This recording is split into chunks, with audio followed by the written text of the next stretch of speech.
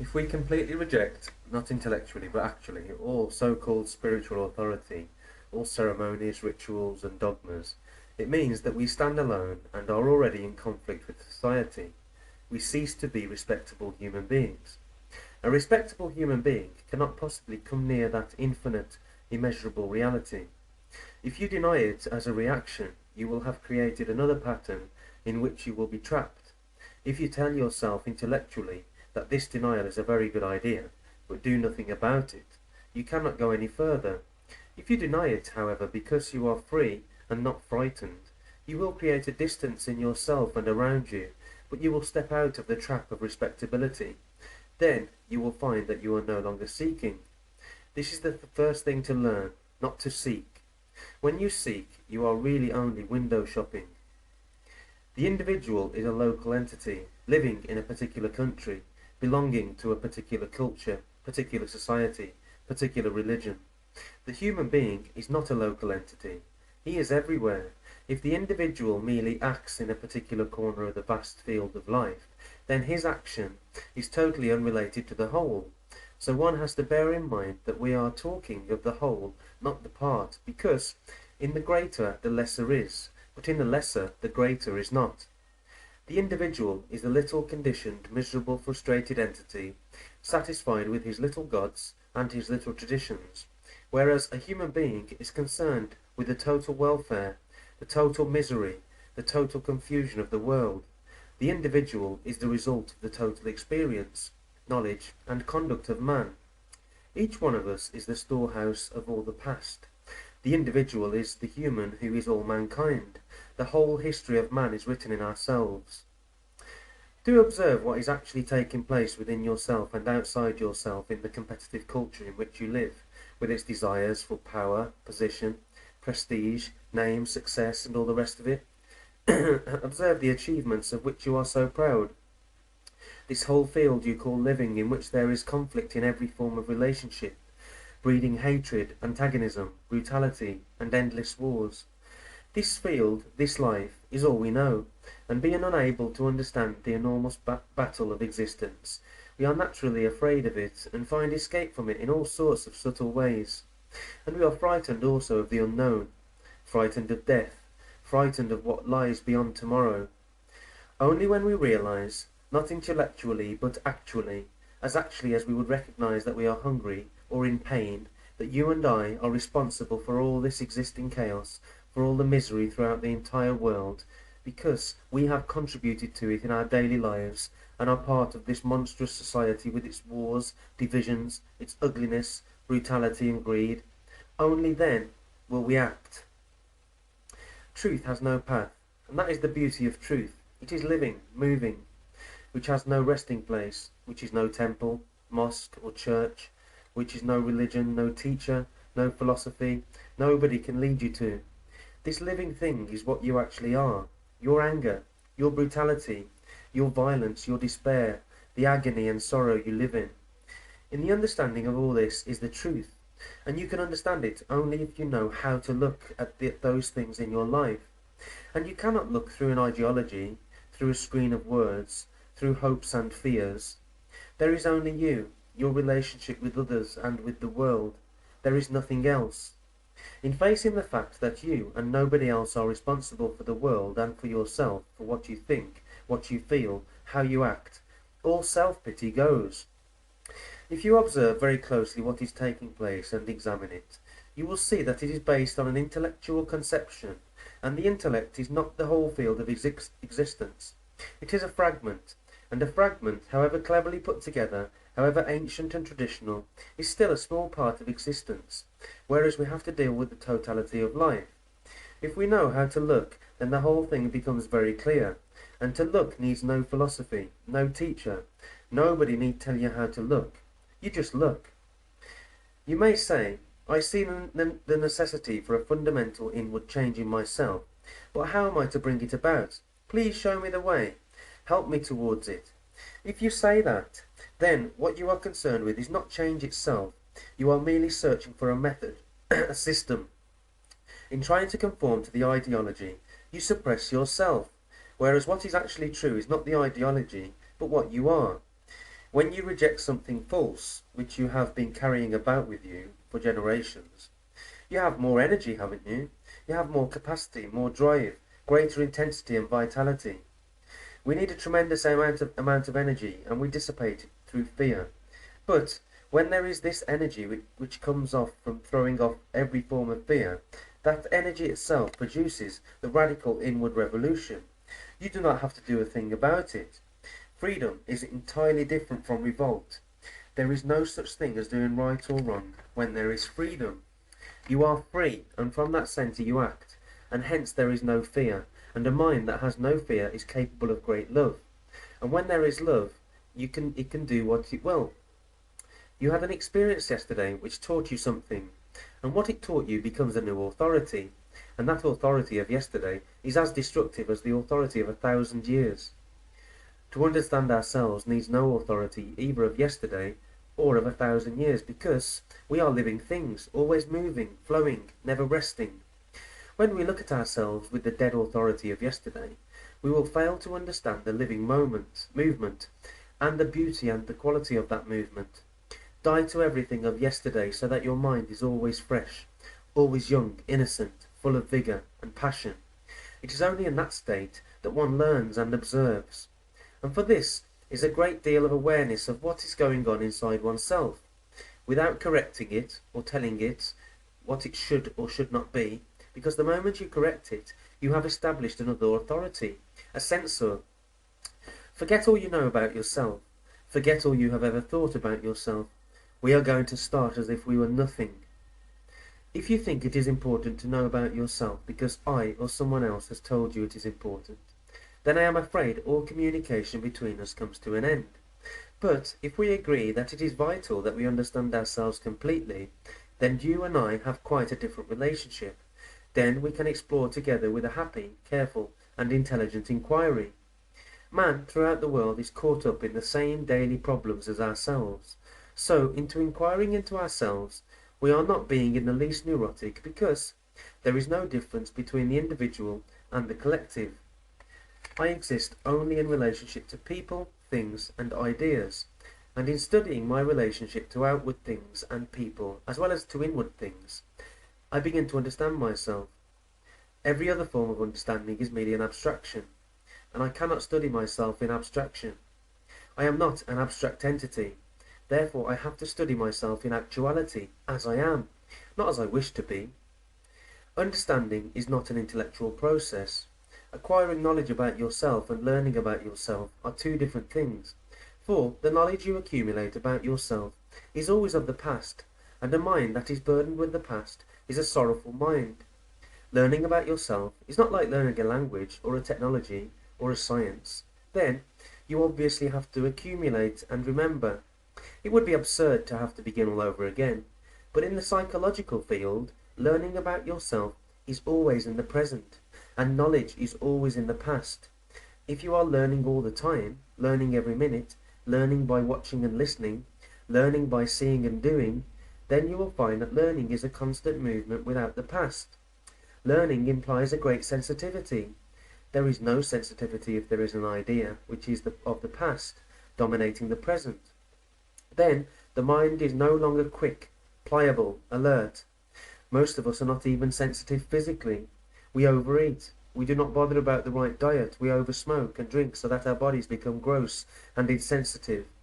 The quality of attention in the organism itself is made dull. We may be sensitive about certain things that touch us personally, but to be completely sensitive to all the implications of life demands that there be no separation between the organism and the psyche. It is a total movement. To live with a living thing, your mind must also be alive, and it cannot be alive if it is caught in opinions, judgments, and values. In order to observe the movement of your own mind and heart, of your whole being, you must have a free mind. Each of us has an image of what we think we are or what we should be, and that image, that picture, entirely prevents us from seeing ourselves as we actually are. The moment you have a conclusion, or start examining from knowledge, you are finished, for then you are translating every living thing in terms of the old. Whereas if you have no foothold, if there is no certainty, no achievement, there is freedom to look, to achieve. And when you look with freedom, it is always new. A confident man is a dead human being. For centuries we have been conditioned by nationality, caste, class, tradition, religion, language, education, literature, art, custom, convention, propaganda of all kinds, economic pressure, the food we eat, the climate we live in, our family, our friends, our experiences, every influence you can think of, and therefore our responses to every problem are conditioned.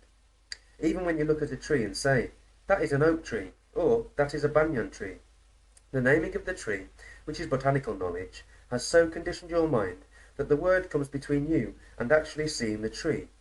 The world will not help you touch it. You respond to every challenge according to your conditioning, and your conditioning being inadequate will always react inadequately.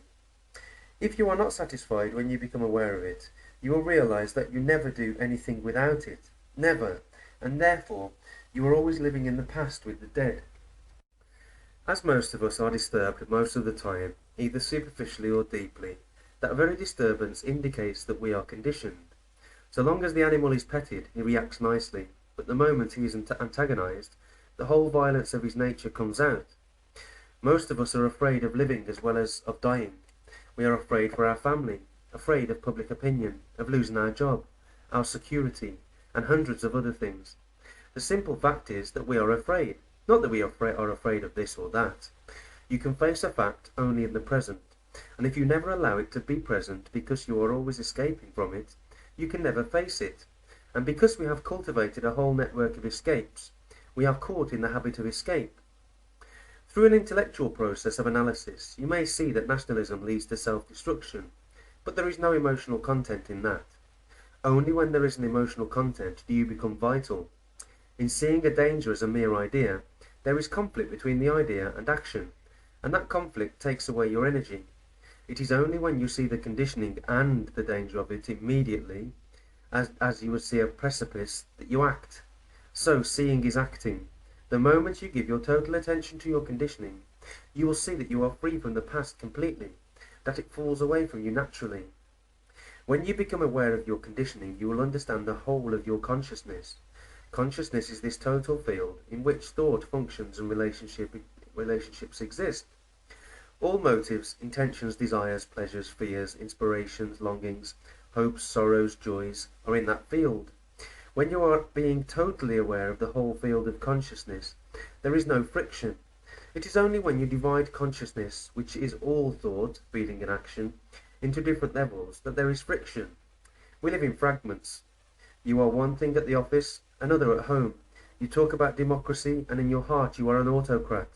You talk about loving your neighbours, yet kill him with competition. There is one part of you working, looking independently of the other. When you admit time into the process of understanding yourself, you must allow for every form of distortion, because the self is a complex entity, moving, living, struggling, wanting, denying, with pressures and stresses and influences of all sorts continually at work on it. The only way to look at yourself totally, immediately, without time, is totally immediately without time, and you can see the totality of yourself only when the mind is not fragmented. What you see in totality is the truth. When you look totally, you will give your whole attention, your whole being, everything of yourself, your eyes, your ears, your nerves. You will attend with complete self-abandonment, and then there is no room for fear, no room for contradiction, and therefore no conflict. Attention is not the same thing as concentration. Concentration is exclusion. Attention, which is total awareness, excludes nothing. You can give your whole attention only when you care, which means that you really love to understand. Then you give your whole heart and mind to find out. Such awareness is like living with a snake in the room. You watch its every movement. You are very, very sensitive to the slightest sound it makes. Such a state of attention is total energy. In such awareness, the totality of yourself is revealed in an instant. If I am all the time measuring myself against you, struggling to be like you, then I am denying what I am myself. Therefore I am creating an illusion. When I have understood that comparison in any form leads only to greater illusion and greater misery, I put it completely away. Then my mind is no longer seeking. Such a mind has no illusion. Such a mind can then move in a totally different dimension, the dimension in which we usually live, the life of every day, which is pain, pleasure, and fear, have gone. Which does not mean that you no longer have joy. Joy is something entirely different from pleasure. Then the mind functions in a different dimension, in which there is no conflict, no sense of otherness, no words or explanations can open the door. What will open the door is daily awareness and attention, awareness of how we speak, what we say, how we walk, what we think. That state of mind can be understood only by yourself by watching it, and never trying to shape it, never taking sides, never opposing, never agreeing, never justifying, never condemning, never judging, which means watching without any choice. And out of this choiceless awareness, perhaps the door will open, and you will know what the dimension is in which there is no conflict and no time.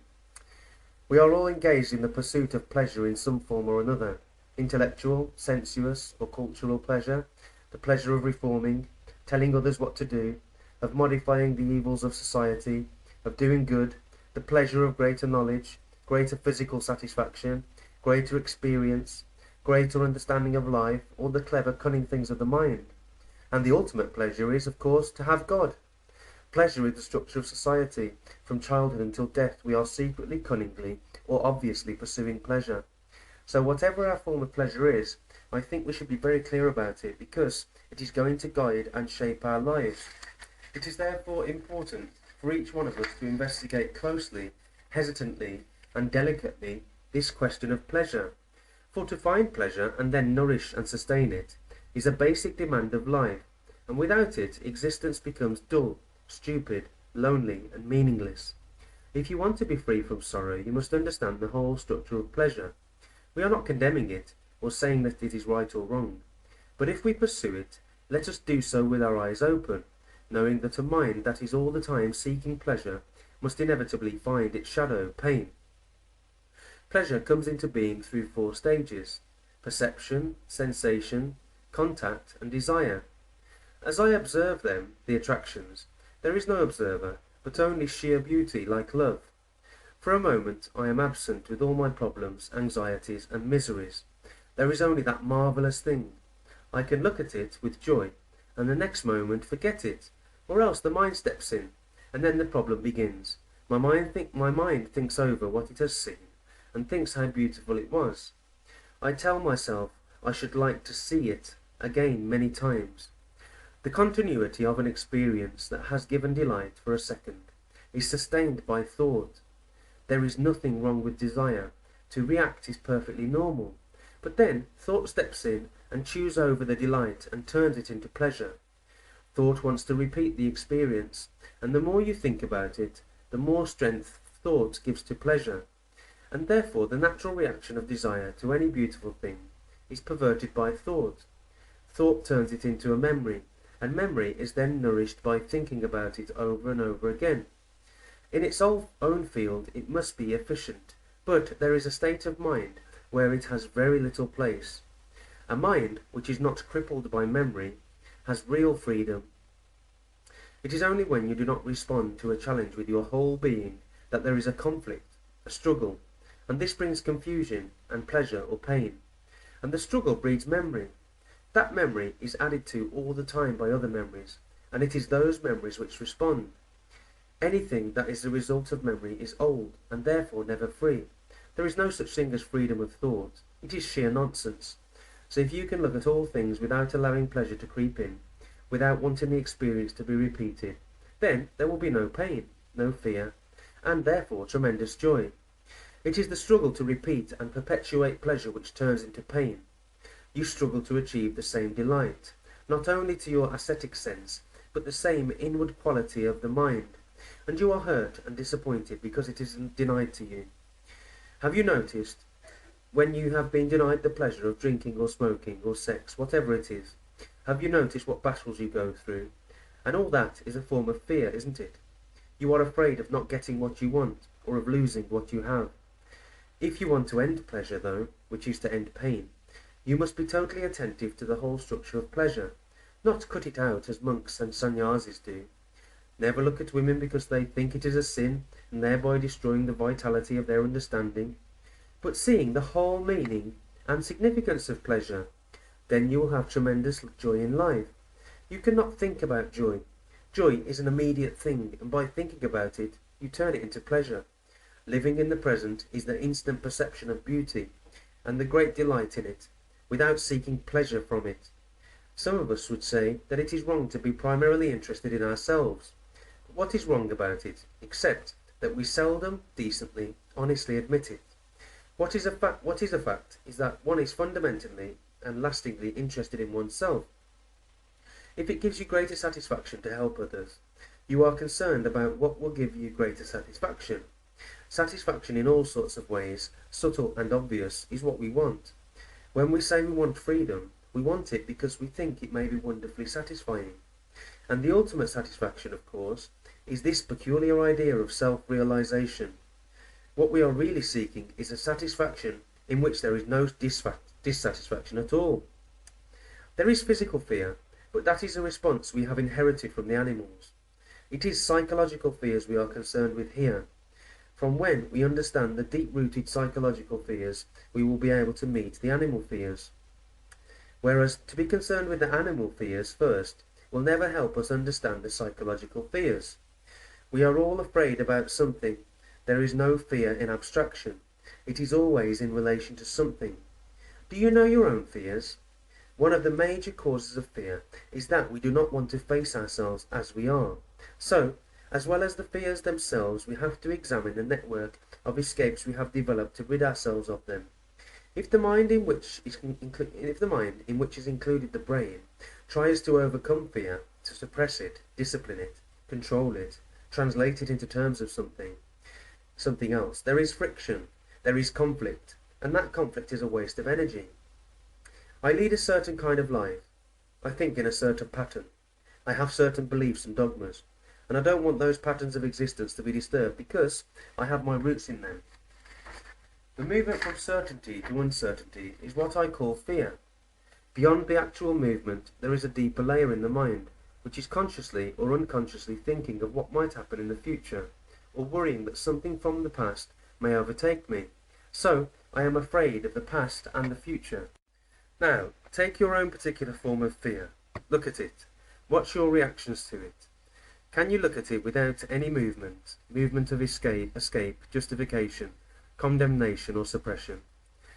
Can you look at that fear without the word which causes the fear?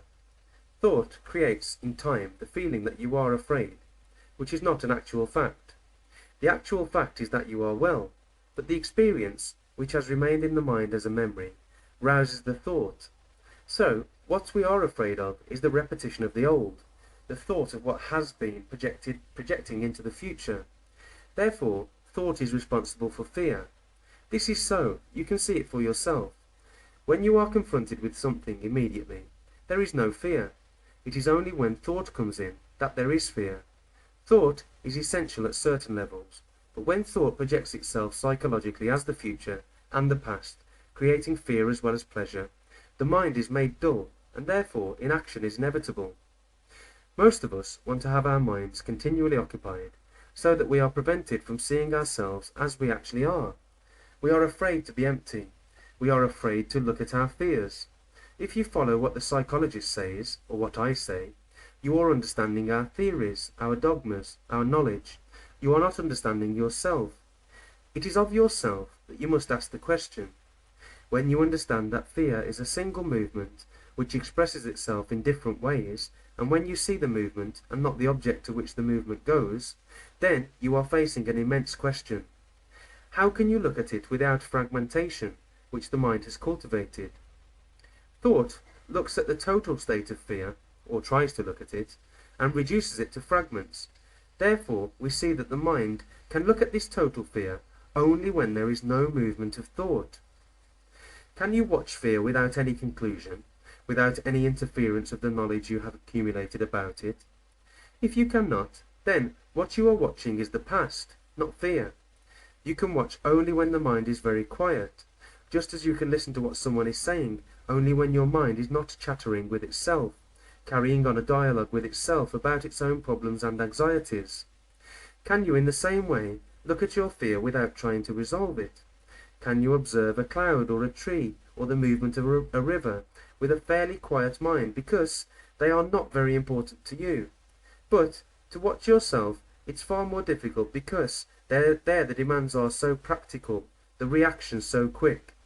So when you are directly in contact with fear or despair, loneliness or jealousy, or any other ugly state of mind, can you look at it so completely that your mind is quiet enough to see it? If you look merely at the details of fear, or try to deal with your fears one by one, you will never come to the central issue, which is to learn to live with fear.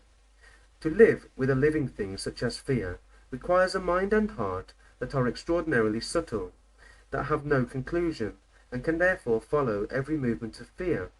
Then, if you observe and live with it, and this doesn't take a whole day, it can take a minute or a second to know the whole nature of fear. If you live with it so completely, you inevitably ask, who is the entity who is living with fear? As you watch, you learn that the observer is merely a bundle of ideas and memories without any validity or substance, but that fear is an actuality, and that you are trying to understand a fact with an abstraction which of course you cannot do.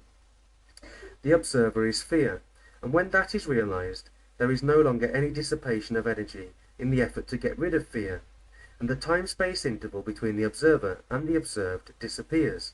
Then fear comes totally to an end. Fear, pleasure, sorrow, thought, and violence are all interrelated. I want to live on this marvellous earth, so full, so rich, so beautiful. I want to look at the trees, flowers, rivers, meadows, women, boys, and girls, and at the same time live completely at peace with myself and with the world. If we are going into the question, we must, it seems to me, be at the least very serious about it, because it will lead us into quite a different domain. But if we want merely to play with the problem for intellectual entertainment, we shall not get very far. If you yourself really want to understand this problem of violence, let us continue on a journey of exploration together. I must be in a state of mind that demands to see this thing right to the end, and at no point stops. It is violence when we use a sharp word, when we make a gesture to brush away a person, when we obey because there is fear. Violence is much more subtle, much deeper, and we are inquiring into the very depths of violence. When you separate yourself by belief, nationality, tradition, it breeds violence.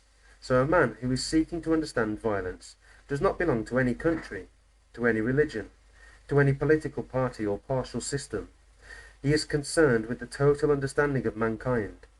The moment you protect your family, your country, a bit of coloured rag called a flag, a belief, an idea, a dogma, the thing that you demand or that you hold, that very protection indicates anger. Can you look at it completely objectively, which means neither defending it nor condemning it?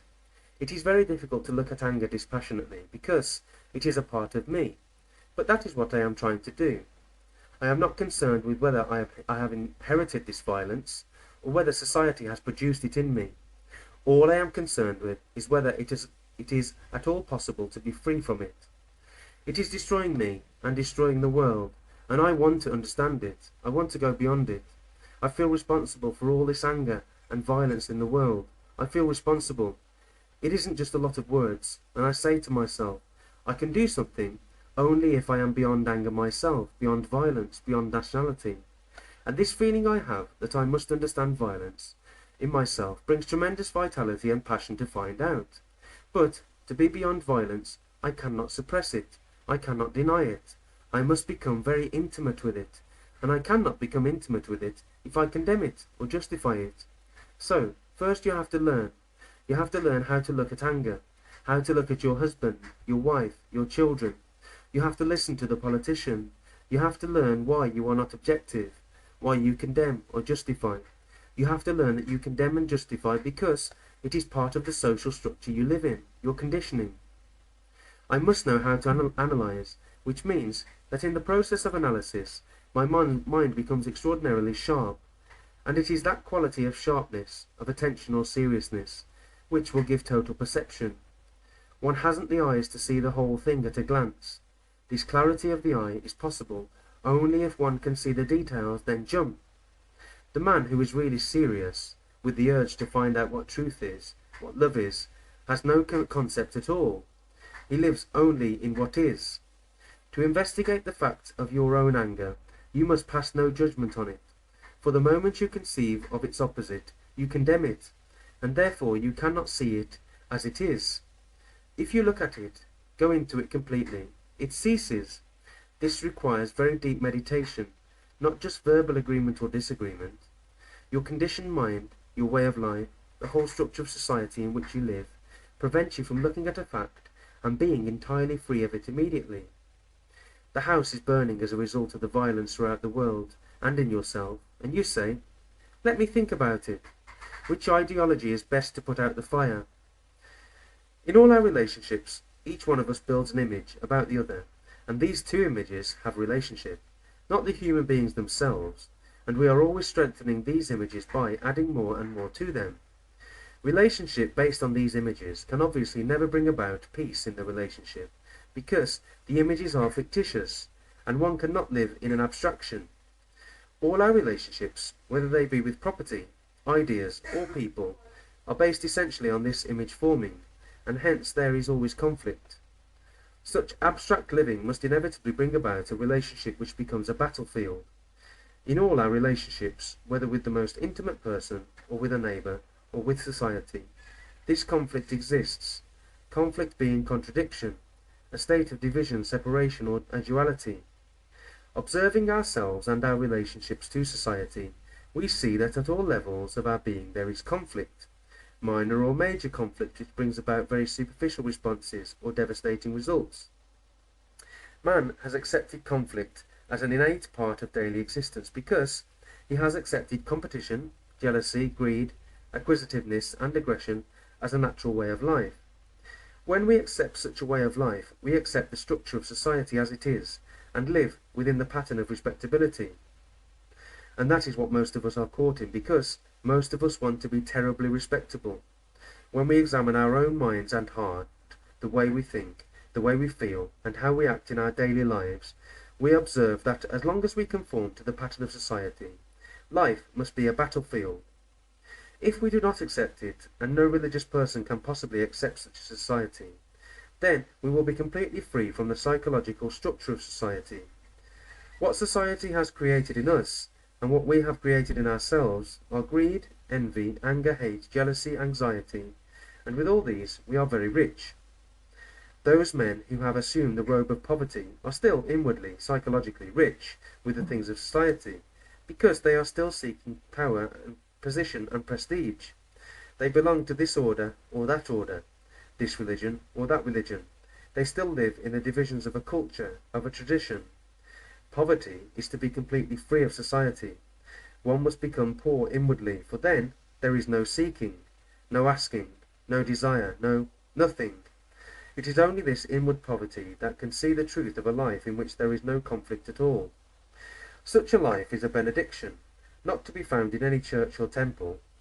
To understand and to be free of any problem, we need a great deal of passionate and sustained energy, not only physical and intellectual energy, but energy that is not dependent on any motive, any psychological stimulus or drug, or stimulation, whether of the church, or of alcohol, or of drugs, or of the written or spoken word. These will inevitably bring about dependence, and that dependence prevents us from seeing clearly for ourselves, and therefore from having vital energy. If we inquire together, we will both discover, and therefore that discovery will be your own, and hence, being yours, it will give you vitality. Why do I depend? Because in myself I am shallow. In myself I have nothing. In myself I have no source which is always full and rich, vital, moving, living. The discovery of the cause is merely intellectual, so obviously it does not free the mind from dependency. The mere intellectual acceptance of an idea, or the emotional acquiescence of an ideology, cannot free the mind from being dependent on something which will give it stimulation. What frees the mind from dependence is seeing the whole structure and nature of stimulation and dependence, and how that dependence makes the mind stupid, dull, and inactive. Seeing the totality of it alone frees the mind. Whatever thought investigates must inevitably be fragmentary. So, I can see the totality of something only when thought does not interfere. Then I see the fact of my dependence. I see actually what is. I see it without any like or dislike. I do not want to get rid of that dependence, or to be free from the cause of it. I observe it, and when there is observation of this kind, I see the whole picture, not a fragment of the picture, and when the mind sees the whole picture, there is freedom. Now, I have discovered that there is a dissipation of energy. When there is fragmentation, conflict will inevitably rise so long as there is a division between what should be and what is, and any conflict is a dissipation of energy. Contradiction exists when there is comparison, not only with something or somebody, but with what you were yesterday, and hence there is a conflict between what has been and what is. There is what is only when there is no comparison at all, and to live with what is to be peaceful. Then you can give your whole attention without any distraction to what is within yourself, whether it be despair, ugliness, brutality, fear, anxiety, loneliness, and live with it completely. Then there is no contradiction, and hence no conflict. Your mind has ceased to create the opposite, and has become highly intelligent, highly sensitive, capable of intense passion. Because effort is a dissipation of passion, passion which is vital energy, and you cannot do anything without passion. It is not the objects of desire, but the very nature of desire which is contradictory, and I have to understand the nature of desire before I can understand conflict. There is, of course, duality in nature, man and woman, light and shade, night and day, but inwardly, psychologically, why do we have duality? You have a concept of what you should be, and how you should act, and all the time you are in fact acting differently. So you see, the principles, beliefs, and ideals must inevitably lead to hypocrisy and a dishonest life. It is the ideal that creates the opposite to what is. So if you know how to be with what is, then the opposite is not necessary. A mind that is confused, whatever it does, at any level, will remain confused. Any action born of confusion leads to further confusion. I see this very clearly. I see it as clearly as I see an immediate physical danger.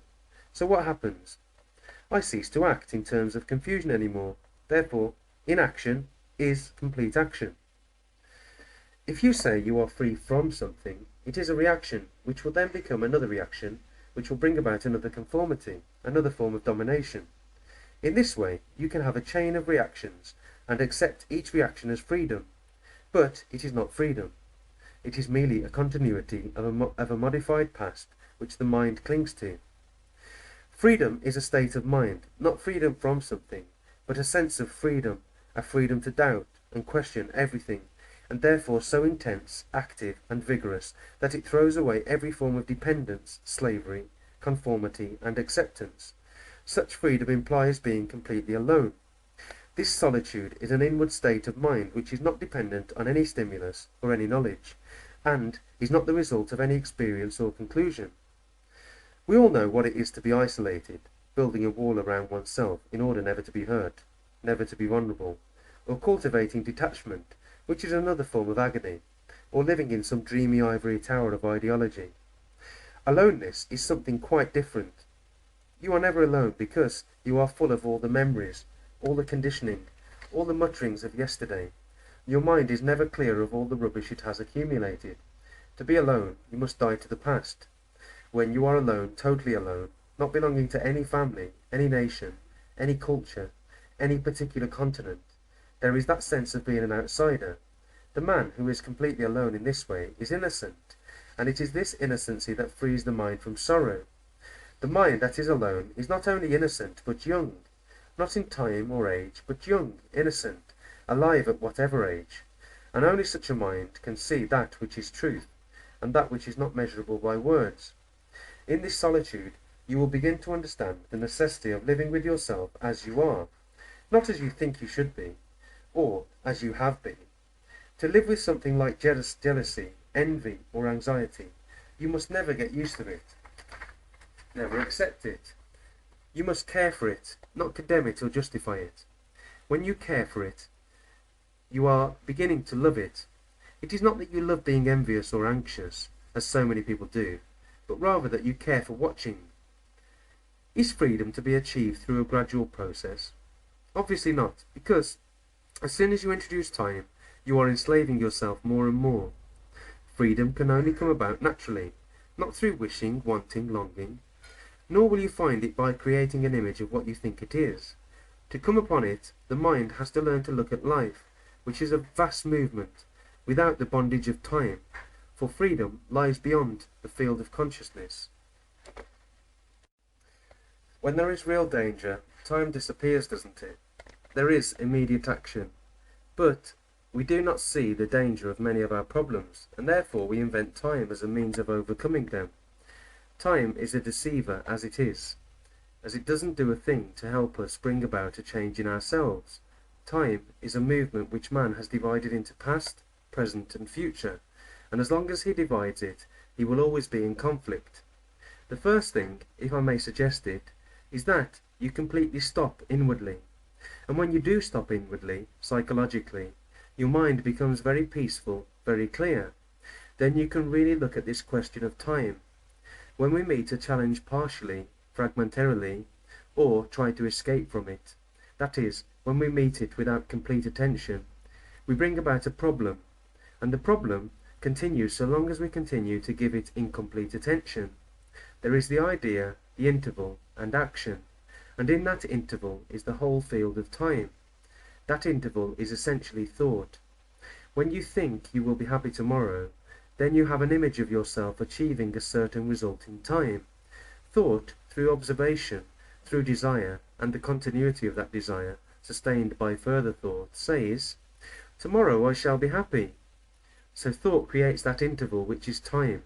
You are looking back, wishing, hoping, regretting. So thought, going over it again and again, breeds this thing we call sorrow, and gives continuity to time, and continuity of fear. If you say, "Will it ever end?" then it is already an idea, something you want to achieve, and therefore you have an interval, and you are caught again. Time is the interval between the observer and the observed. Is there something permanent, continuous, which is beyond thought? If thought can think about it, it is within the field of thought, and therefore it cannot be permanent, because there is nothing permanent within the field of thought. To discover that nothing is permanent is of tremendous importance, for only then is the mind free. Then you can look, and in that there is great joy. We would rather cling to the known than face the unknown, the known being our house, our furniture, family, our character, our work, knowledge, fame, loneliness, our gods. We have accepted life as it is with all its agony and despair, and we have got used to it, and think of death as something to be carefully avoided. But death is extraordinary, like life, when you know how to live. You cannot live without dying. You cannot live if you do not die psychologically every minute. This is not an intellectual paradox. To live completely, wholly, every day, as if it were a new loveliness, there must be dying to everything of yesterday. Otherwise you live mechanically. A mechanical mind can never know what love is or what freedom is. As long as we are frightened of life, we shall be frightened of death. The man who is not frightened of life is not frightened of being completely insecure, for he understands that inwardly, psychologically, there is no security. When there is no security, there is an endless movement, and then life and death are the same. If you die to everything you know, including your family, your memory, everything you have felt, then death is a purification, a rejuvenating process. Then death brings innocence, and it is only the innocent who are passionate, not the people who believe or who want to find out what happens after death. If you have died to one of your pleasures, the smallest or the greatest, naturally, without any enforcement or argument, then you will know what it means to die. To die is to have a mind that is completely empty of itself, empty of its daily longings, pleasures and agonies. Death is a renewal, a mutation, in which thought does not function at all because thought is old. When there is death, there is something totally new. Freedom from the known is death, and then you are living. Now, how am I to find out what this flame is which we call love?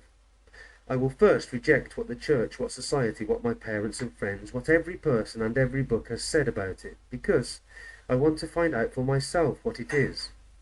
First, clear up your own confusion. Perhaps you may be able to discover what love is through what it is not. What sex gives you momentarily is the total abandonment of yourself. Then you are back again with your turmoil.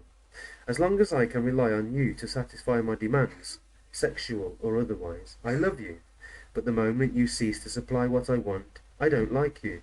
So there is antagonism between you. There is separation. And when you feel separation from another, there is no love.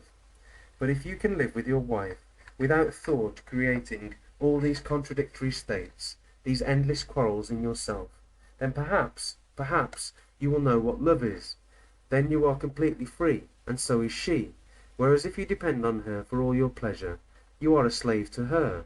So when one loves, there must be freedom, not only from the other person, but from oneself. Love is not the product of thought, which is the past. Thought cannot possibly cultivate love.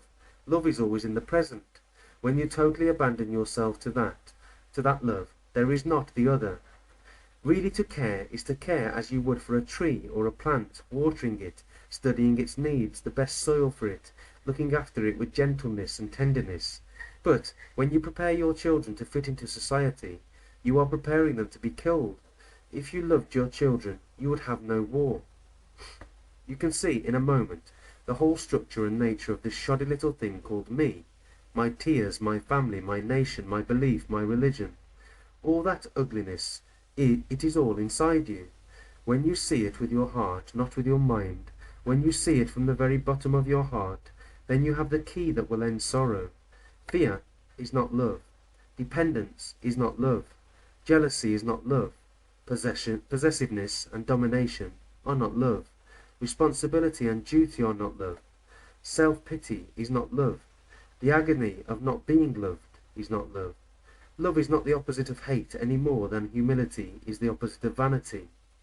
So, if you can eliminate all these, not by forcing them, but by washing them away as the rain washes the dust of many days from a leaf, then perhaps you will come upon this strange flower which man always hungers after. If you have not got love, not just in little drops, but in abundance, if you are not filled with it, the world will go to disaster. When you exercise discipline and will to love, love goes out the window. By practicing some method or system of loving, you may become extraordinarily clever, or more kindly, or get into a state of non-violence, but that has nothing whatsoever to do with love. There is beauty only when your heart and mind know what love is. Without love and that sense of beauty, there is no virtue, and you know very well that, do what you will, improve society, feed the poor, you will only be creating more mischief, for without love there is only ugliness and poverty in your own heart and mind. But when there is love and beauty, whatever you do is right, whatever you do is in order. If you know how to love, then you can do what you like, because it will solve all other problems. One thing is absolutely necessary, and that is passion without motive.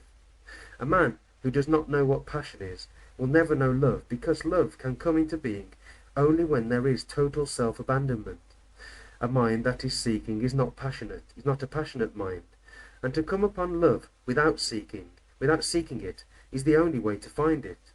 To come upon it unknowingly, and not as a result of any effort or experience. Such a love, you will find, is not of time. Such a love is both personal and impersonal, is both the one and the many. Like a flower that has perfume, you can smell it, or pass it by. Love is something that is new, fresh, alive. It has no yesterday and no tomorrow. It is beyond the turmoil of thought. It is only the innocent mind which knows what love is. This is only possible when thought comes to understand itself, and comes naturally to an end. If you don't know what to do, you do nothing, don't you? Absolutely nothing. Then inwardly you are completely silent. You are not seeking, not wanting, not pursuing. There is no centre at all. Then there is love. Try it and see what actually takes place when you observe the tree with all your being, with the totality of your energy. When you are looking at something with complete attention, there is no space for a conception, a formula, or a memory. It is only a mind that looks at a tree, or the stars, or the sparkling waters of a river, with complete self-abandonment, that knows what beauty is. And when we are actually seeing, we are in a state of love. There can be self-abandonment only when there is total austerity, the austerity of being totally simple, which is complete humility. Then there is no achieving, no ladder to climb, There is only the first step, and the first step is the everlasting step. All our relationships are really imaginary, that is, based on an image formed by thought. If I have an image about you, and you have an image about me, naturally we don't see each other at all as we actually are. What we see is the images we have formed about each other, which prevents us from being in contact, and that is why our relationships go wrong. When I say I know you, I mean I knew you yesterday. I do not know you actually now. All I know is my image of you. That image is put together by what you have said in praise of me or to insult me, what you have done to me. It is put together by all the memories I have of you, and your image of me is put together in the same way, and it is those images which have relationship, and which prevent us from real communing with each other. Therefore, it is important to understand, not intellectually but actually in your daily life, how you have built images about your wife, your husband, neighbour, child, country, your leaders, your politicians, gods. These images create the space between you and what you observe, and in that space there is conflict. When you give your complete attention, I mean everything in you, there is no observer at all. There is only the state of attention, which is total energy, and that total energy is the highest form of intelligence. That total silence in which there is neither the observer nor the thing observed is the highest form of a religious mind. But what takes place in that state cannot be put into words, because what is said in words is not the fact. To find out for yourself, you have to go through it. Every problem is related to every other problem, so that if you can solve one problem completely, it does not matter what it is, you will see that you are able to meet all other problems easily and resolve them. We are talking, of course, of psychological problems. We have already seen that a problem exists only in time, that is, when we meet the issue incompletely. So, not only must we be aware of the nature and structure of the problem and see it completely, but meet it as it arises and resolve it immediately, so that it does not take root in the mind. If one allows a problem to endure for a month, or a day, or even for minutes, it distorts the mind. These memories are the images we carry about with us, and it is these images which met this extraordinary thing called life, and therefore there is a contradiction, and hence conflict. Life is very real. Life is not an abstraction, and when you meet it with images, there are problems. So long as there is a centre creating space around itself, there is neither love nor beauty. When there is no centre and no circumference, then there is love. The centre creates the space between person and person, and that is why our lives are so empty and callous. If you are all the time aware of what you are doing, you can cultivate awareness, and out of that awareness you will begin to see the nature of pleasure, desire, and sorrow, and the utter loneliness and boredom of man, and then you will begin to come upon that thing called the space. It is from that centre that I observe and make my judgment, and thus the observer is separate from the thing he observes. But the observer is aware of more than one image. He creates thousands of images, always adding to and subtracting from what he is. He is a living thing, all the time weighing, comparing, judging, modifying, and changing, as a result of the pressures from inside, outside, and within. When you look at the observer, who is yourself, you see that he is made up of memories, experiences, accidents, influences, traditions, and infinite varieties of suffering, all of which are the past. He is half alive and half dead, and with this death and life he is looking. In that state of mind, which is within the field of time, you, the observer, look at fear, jealousy, war, at the family, and try to solve the problem of the thing observed, which is the challenge, the new. You are always translating the new in terms of the old, and therefore you are everlastingly in conflict. One image, as the observer, observes dozens of other images around himself and inside himself, and he says, I like this image, I'm going to keep it, or I don't like that image, so I'll get rid of it. But the observer himself has been put together by the various images which have come into being through reaction to various other images. So we come to a point where we can say, the observer is also the image, only he has separated himself and observes.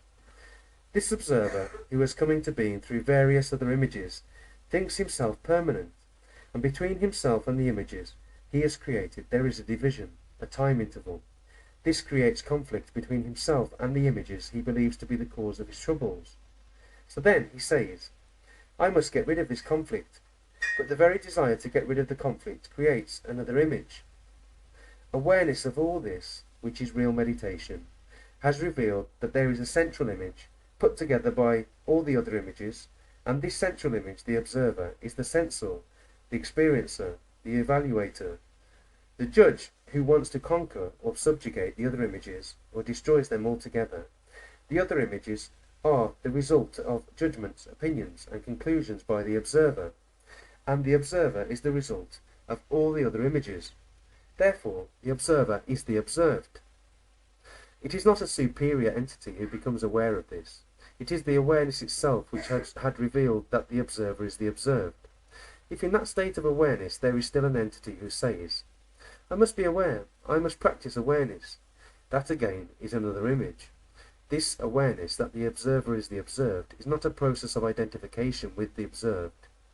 When the observer realizes that the thing about which he is acting is himself, then there is no conflict between himself and the image. He is that. If something is you, what can you do? You cannot rebel against it, or run away from it, or even accept it. It is there. So all action that is the outcome of reaction to like and dislike has come to an end. Then you will find that there is an awareness that has become tremendously alive. It is not bound to any central issue, or to any image, and from that intensity of awareness there is a different quality of attention, and therefore the mind, because the mind is this awareness, has become extraordinarily sensitive and highly intelligent. We are afraid of living, and therefore the past as ideas has become so important to us. It is really extraordinarily interesting to watch the operation of one's own thinking, just to observe how one thinks, where the action we call thinking springs from. Obviously, from memory. The experiencer, who is the thinker, is the pleasure and the pain, and also the entity, who gives nourishment to the pleasure and pain. We are afraid of living, and therefore the past as ideas has become so important to us. It is really extraordinarily interesting to watch the operation of one's own thinking, just to observe how one thinks, where that action we call thinking springs from. Obviously from memory. The experiencer, who is the thinker, is the pleasure and the pain, and also the entity who gives nourishment to the pleasure and the pain. The thinker separates pleasure from pain. He doesn't see that in the very demand for pleasure, he is inviting pain and fear. Thought in human relationships is always demanding pleasure, which it covers by different words like loyalty, helping, giving, sustaining, serving. Thought is the breeder of duality in all our relationships. There is violence in us which gives us pleasure, but there is also the desire for peace, the desire to be kind and gentle. This is what is going on all the time in our lives. Thought not only breeds this duality in us, this contradiction, but it also accumulates the innumerable memories we have had of pleasure and pain. As every challenge is met in terms of the past, a challenge being always new, our meeting of the challenge will always be totally inadequate, hence contradiction, conflict, and all the misery and sorrow. Thought is matter. Energy functioning in a pattern becomes matter. Matter and energy are interrelated. The one cannot exist without the other, and the more harmony there is between the two, the more balance, the more active the brain cells are. Thought has set up this pattern of pleasure, pain, fear, and has been functioning inside it for thousands of years, and cannot break the pattern because it has created it. A new fact cannot be seen by thought. It can be understood later by thought, verbally, but the understanding of a new fact is not reality to thought. Thought can never solve any psychological problem. It can perform the most extraordinary tricks, and therefore it cannot be depended upon. But if you understand the whole structure of how you think, why you think, the words you use, the way you behave in your daily life, the way you talk to people, the way you walk, eat, if you are aware of all these things, then your mind will not deceive you. It becomes extraordinarily quiet, pliable, sensitive, alone, and in that state there is no deception whatsoever. In that state of attention, thought begins to wither away, without all the prejudices, the chattering, the dialogue, the images, the pictures. It is only in silence that you can observe the beginning of thought. If there is an awareness of how thought begins, then there is no need to control thought. There is a battle going on all the time between one thought and another, one desire and another, one pleasure dominating all other pleasures. But if there is an awareness of the beginning of thought, then there is no contradiction in thought. You will see, if you have gone this far in the journey, that you will respond to a challenge, not with the old brain, but totally anew. It is only when we give complete attention to a problem and solve it immediately, never carrying it over to the next day, the next minute, that there is solitude. Then, even if we live in a crowded house or are in a bus, we have solitude, and that solitude indicates a fresh mind, an innocent mind. Inwardly we are not free, and therefore there is no space. No virtue, no quality that is worthwhile, can function or grow without this vast space within oneself. And space and silence are necessary because it is only when the mind is alone, uninfluenced, untrained, not held by infinite varieties of experience, that it can come upon something totally new. Unless one lays the foundation, which is to be free from fear, free from sorrow, anxiety, and all the traps one lays for oneself, I do not see how it is possible for a mind to be actually quiet. This is one of the most difficult things to communicate. Communication between us implies, doesn't it, that not only must you understand the words I am using, but that we must both, you and I, be intense at the same time, not a moment later, or a moment sooner, and capable of meeting each other on the same level. And such communication is not possible when you are interpreting what you are reading according to your own knowledge, pleasure, or opinions, or when you are making tremendous effort to comprehend. We are trained from childhood to acquire and to achieve. The very brain cells themselves create and demand this pattern of achievement in order to have physical security. But psychological security is not within the field of attachment. We demand security in all our relationships, attitudes, and activities, but, as we have seen, there is actually no such thing as security. To find out for yourself that there is no form of security in any relationship, to realize that psychologically there is nothing permanent, gives a totally different approach to life. It is essential, of course, to have outward security, shelter, clothing, food, but that outward security is destroyed by the demand for psychological security. Obviously, the mere pursuit of the ideal of having a quiet mind is valueless, because the more you force it, the more narrow and stagnant it becomes. Control in any form, like suppression, produces only conflict, nor has an undisciplined life any value. It is not discipline first and then freedom. Freedom is at the very beginning, not at the end. To understand this freedom, which is the freedom from the conformity of discipline, is discipline itself. The very act of learning is discipline. After all, the root meaning of the word discipline is to learn. To study the whole psychological structure of authority within ourselves, there must be freedom. Negation of everything that has been considered worthwhile, such as outward discipline, leadership, idealism, is to study it. Then, that very act of studying is not only discipline, but the negative of it, and the very denial is a positive act. The only silence we know is the silence when noise stops, the silence when thought stops. But that is not silence. It is not the product of the brain cells which have understood the whole structure and say, "For God's sake, be quiet." Then the brain cells themselves produce the silence, and that is not silence. Nor is silence the outcome of attention, in which the observer is the observed. Then there is no friction. But that is not silence.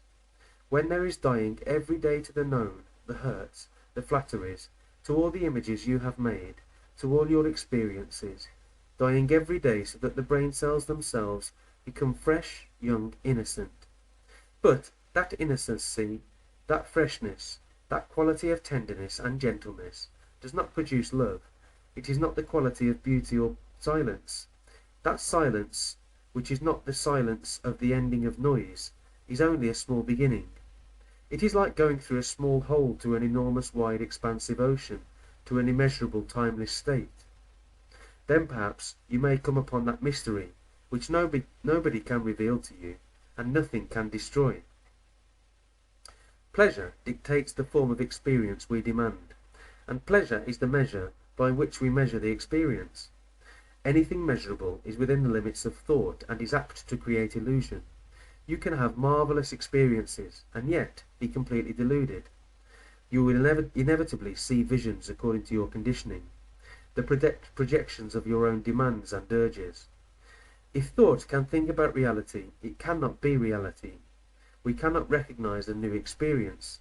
We recognize only something we have already known, and therefore, when we say we have had a new experience, it is not new at all.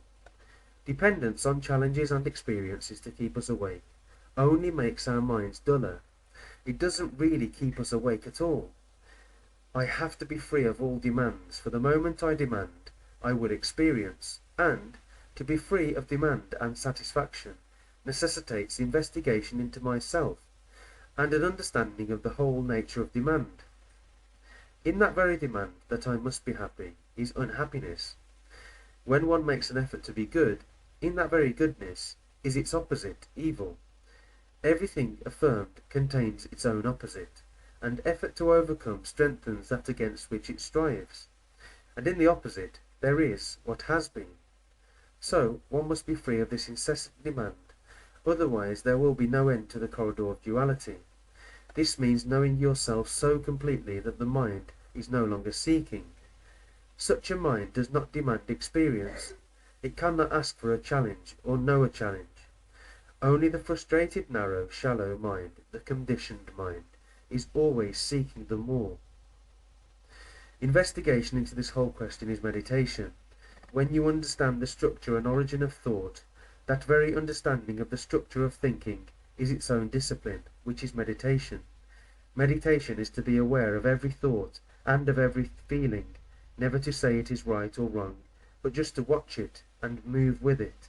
In that watching you begin to understand the whole movement of thought and feeling. And out of this awareness comes silence, the silence that comes when thought has understood its own beginning, the nature of itself, understood how all thought is never free but always old. This silence is meditation, in which the meditator is entirely absent, for the mind has emptied itself of the past. Meditation is a state of mind which looks at everything with complete attention, totally. If any system teaches you how to be attentive, then you are attentive to the system, and that is not attention. When you learn about yourself, watch the way you walk, eat, what you say, the gossip, hate, the jealousy.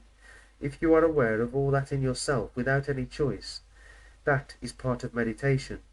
So meditation can take place when you are sitting in a bus, or walking in the woods full of light and shadows, or listening to the singing birds, or looking at the face of your wife or child. In the understanding of meditation there is love. Love can perhaps come into being when there is complete silence, a silence in which the meditator is entirely absent. And the mind can be silent only when it understands its own movement of thought and feeling. To understand this movement of thought and feeling, there can be no condemnation. That kind of discipline is fluid, free, not the discipline of conformity. The old brain cannot possibly solve the human problem of relationship. The old brain is Asiatic, European, American, or African. So, what we are asking ourselves is whether it is possible to bring about a mutation in the brain cells themselves. We have reduced the world to its present state of chaos by our self-centered activity, by our prejudices, our hatreds, our nationalism. And when we say we cannot do anything about it, we are accepting disorder in ourselves as inevitable. We have splintered the world into fragments, and if we ourselves are broken, fragmented, our relationship with the world will also be broken. But if when we act totally, then our relationship with the world undergoes a tremendous revolution. The religious mind is a state of mind in which there is no fear, and therefore no belief whatsoever, but only what actually is. In the religious mind there is that state of silence. In that state of silence there is a state of energy in which there is no conflict. Energy is action and movement. All action is movement, and all action is energy. All desire is energy. All feeling is energy. All thought, all living is energy. All life. If that energy is allowed to flow without any contradiction, without any friction, without any conflict, then that energy is boundless, endless. We need energy not only to bring about a total revolution in ourselves, but also in order to investigate, to look, to act. And as long as there is friction of any kind in any of our relationships, whether between husband and wife, man and man, one community and another community, or one country and another, or one ideology or another, if there is any inward friction or any outward conflict in any form, however subtle, there is a waste of energy. As long as there is a time interval between the observer and the observed, it creates friction, and therefore there is a waste of energy. That energy is gathered to its highest point when the observer is the observed, in which there is no time interval at all. Then there will be energy without motive, and it will find its own channel of action, because then the I does not exist. We need a tremendous amount of energy to understand the confusion in which we live, and the feeling, I must understand, brings about the vitality to find out. Whether we are old or young, it is now that the whole process of life can be brought into a different dimension. There is no other problem, because when the mind is made new, it can tackle any problem. What I say has very little value. You will forget it the moment you shut this book, or you will remember and repeat certain phrases, or you will compare what you have read here with some other book, but you will not face your own life. And that is all that matters: your life, yourself, your pettiness, your shallowness, your violence, your greed, ambition, agony, and endless sorrow. That is what you have to understand, and nobody on earth or in heaven is going to save you from it but yourself. When you know yourself as you are, then you understand the whole structure of man's endeavour, his deceptions, his hypocrisies, his search. To do this, you must be tremendously honest with yourself throughout your being. That state of mind, which is no longer capable of striving, is the true religious mind, and in that state of mind you may come upon this thing called truth, or reality, or bliss, or God, or beauty, or love. This thing cannot be invited. The mind is too silly, too small. Your emotions are too shoddy, your way of life too confused for that enormity. To invite it, you must know it, and you cannot know it. Through complete negation alone, which is the highest form of passion, that thing which is love comes into being. When you give your mind and your heart, your nerves, your eyes, your whole being to find out the way of life, to see what actually is and go beyond it, and deny completely, totally, the life you live now, in that very denial of the ugly, brutal, the other comes into being, and you will never know it either. A man who knows that he is silent, who knows that he loves, does not know what love is or what silence is.